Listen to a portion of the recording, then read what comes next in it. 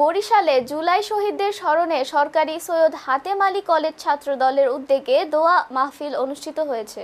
শনিবার ১৯ জুলাই সরকারি সৈয়দ হাতেম আলী কলেজের মসজিদে বাদ মাগরিবে এই কর্মসূচি আয়োজন করা হয়। জুলাই আগস্টের সকল শহীদদের আত্মার মাগফিরাত কামনা ও আহতদের আশু সুস্থতা ও সাবেক প্রধানমন্ত্রী খালেদা জিয়ার রোগ মুক্তি কামনায় দোয়া করা হয়। এতে প্রধান অতিথি হিসেবে উপস্থিত ছিলেন কলেজ উপাধ্যক্ষ প্রফেসর আখতারুজ্জামান খান।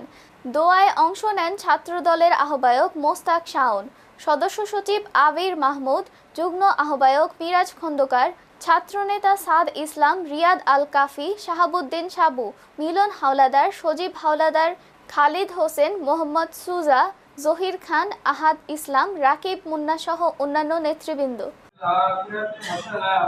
وقنا عذاب النار رب اغفر لي ولوالدي وللمؤمنين ولشيخنا ولأستاذنا ولأزواجنا ولذرياتنا يوم يقوم الحساب يا رب الأولين يا رب الآخرين يا ذا القوة বান্দা রব্বুল আলামিন মাগরিবের নামাজের পরে একটু দেখুন যাবত আপনার শানে দরবার রব্বুল আলামিন দুরূদ শরীফ পয়লা রব্বুল আলামিন কোরআন থেকে রব্বুল আলামিন সূরা দারুদের সামনে দোয়ায় করা হয়েছে।